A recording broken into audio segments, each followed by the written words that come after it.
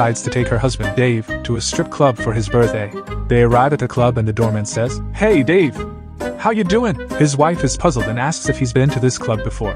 "Oh no," says Dave. "He's on my bowling team." When they are seated, a waitress asks Dave if he'd like his usual and brings over a Budweiser. His wife is becoming increasingly uncomfortable and says, "How did she know that you drink Budweiser?" Dave explains, "She's in the ladies' bowling league. We share lanes with them."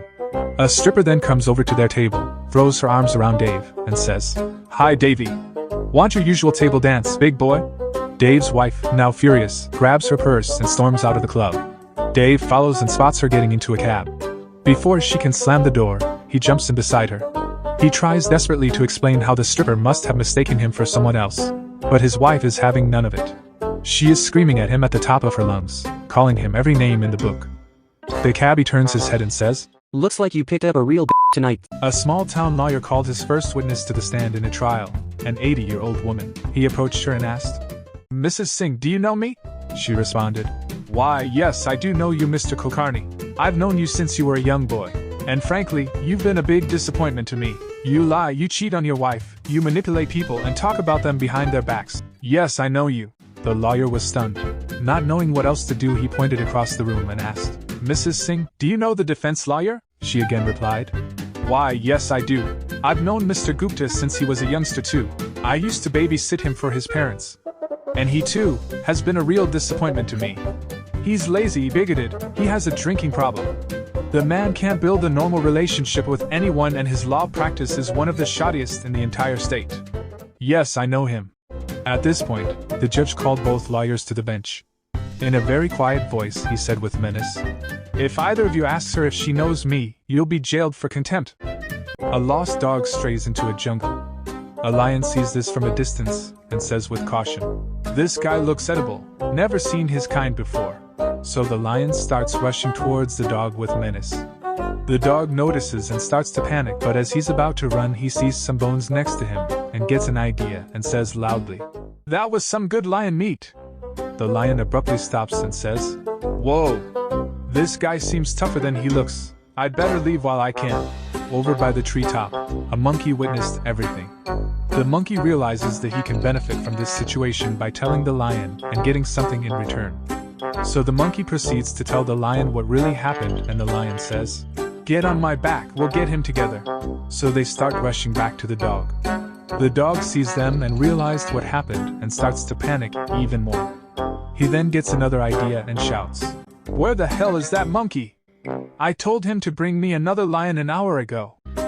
Satan was angry because Jesus was always so much better on the computer than he was. So he went to God and said, "I have been practicing really hard, and although I can't beat Jesus at much of anything, I am pretty sure that I can beat him at computers. So will you set up a contest between us to see once and for all who is the best?" God reluctantly agrees. He sets up two computers exactly the same and says, "I want each of you to write a 500-word essay on why you believe you are the best at computers. Then I want you to print out 5 copies so me and a few other angels can judge." Satan and Jesus both sit down and start their work. About 15 minutes in, there is a lightning strike and the power goes out. Once the power is back up, Jesus finishes his work and hands in his 5 pages.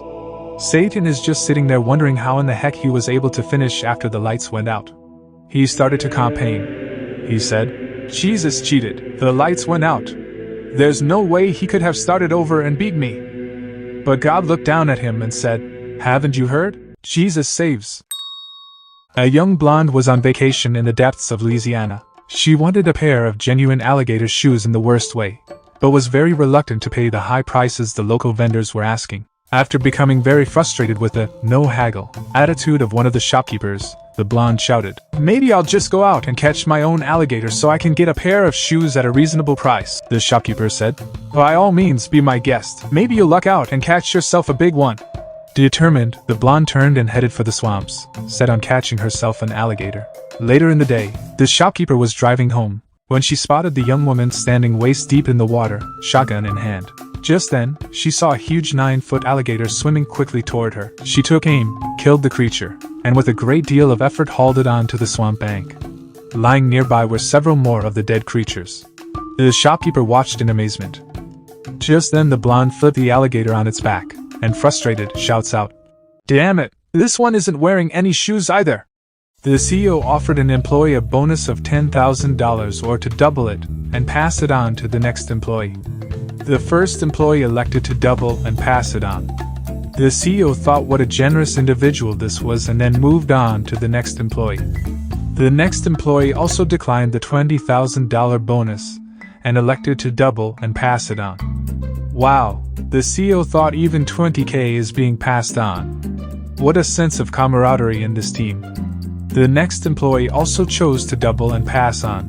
This continued for 6 more employees and the bonus offer now stood at over $2.5 million.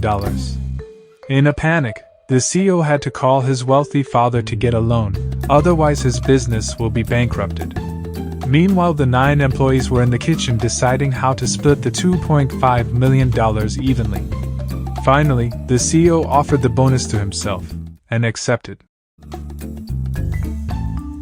An older man was driving his new Mercedes at 100 miles per hour when he noticed a police car chasing him in the rearview mirror.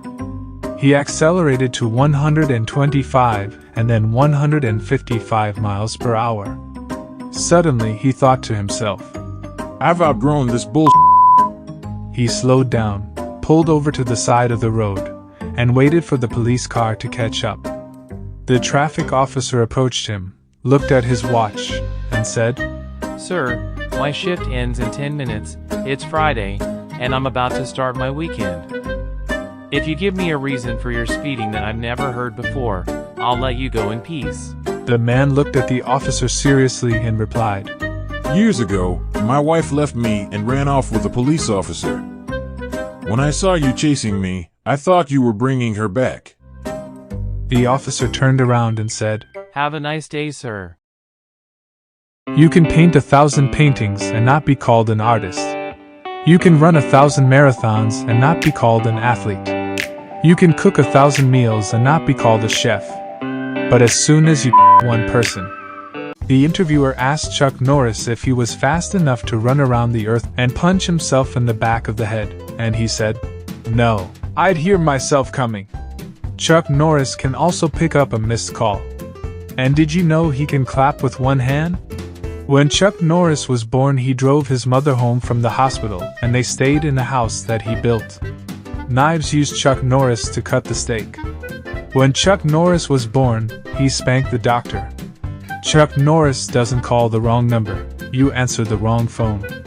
Chuck Norris plays the violin with a piano and hears music with his eyes. Chuck Norris once visited the sun and stayed 2 nights. They say it took 9 women 4 years to give birth to Chuck Norris. Chuck Norris can speak Japanese and French. Chuck Norris filmed the invention of a camera, and he can also play Pokemon Go with a landline phone. What's your favorite Chuck Norris joke? Please let me know in the comments. A monocle walks into a bar. After a few drinks, he starts to feel pretty good and a little uncoordinated. He reaches for a cigarette, but the bartender stops him. Sorry buddy, but due to city ordinances we don't allow smoking in here. You'll have to step outside to smoke. So the monocle hops off the bar stool and grabs his cigarettes to head outside. Meanwhile, a second monocle emerges from the bathroom. They bump into each other as they cross paths and fall to the floor, hopelessly entangled. They try to get free, but the more they struggle, the more tangled they become. The bartender looks down on this travesty and shakes his head. Hey you two! He shouts. Stop making spectacles of yourselves.